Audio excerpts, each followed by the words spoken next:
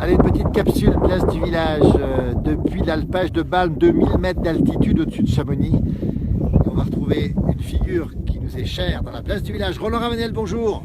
Bonjour. 5000 courses à votre actif, Roland Ravenel, hein, en tant que guide. Hein. Beaucoup de petites courses et quelques courses plus importantes. Le métier de guide, est-ce qu'on est un surhomme quand on est guide, Roland? Non, pas du tout. On est un homme comme les autres. Il faut la passion et la santé. C'est dangereux, un métier de guide. Oui, c'est assez dangereux, mais il n'y a pas que ça qui est dangereux. Il y a la route, il y a un tas de choses dangereuses. C'est dangereux, il faut faire attention à chaque instant, mais c'est passionnant, c'est exaltant. Roland, on dit qu'un bon guide est un vieux guide. Non, je ne suis pas d'accord.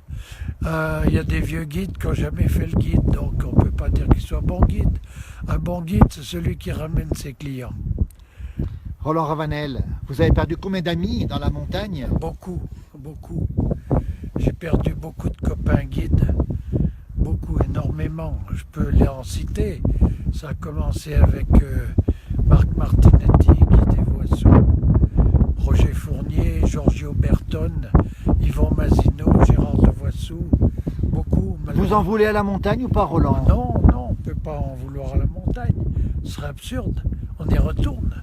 Quand on perd quelqu'un comme ça, est-ce qu'on n'a pas envie de lui dire cette montagne, mais pourquoi elle nous prend les êtres chers? Ben, on se laisse savoir. J'ai eu plus de chance, c'est tout. J'ai perdu aussi Daniel Burnier et d'autres. Et j'en veux pas à la montagne, on ne veut pas. Roland, vous avez failli perdre la vie dans les avalanches aussi, vous. Oui, plusieurs fois.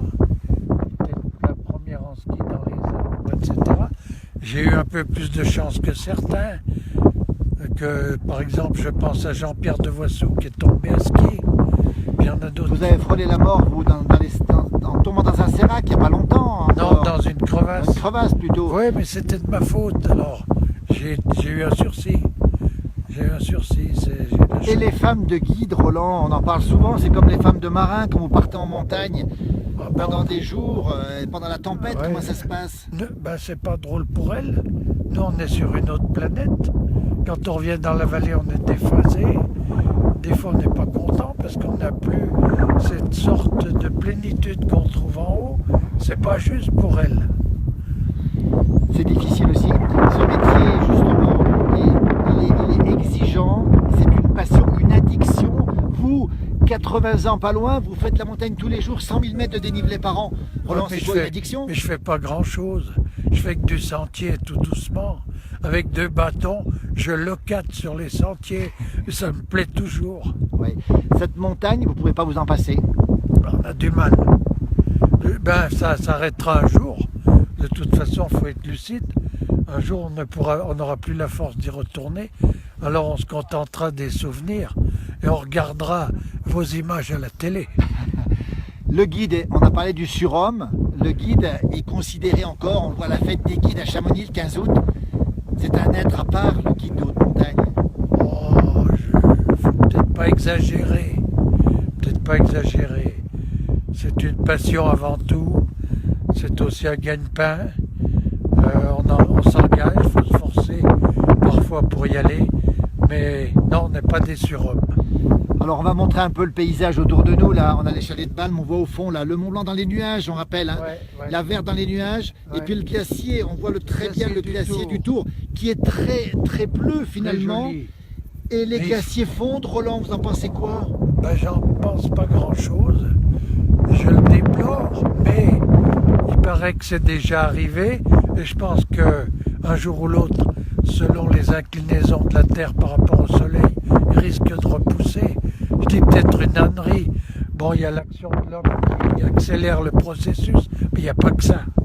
5000 courses, combien de fois le Mont Blanc? Pas beaucoup. Pas 100, entre 80 et 100.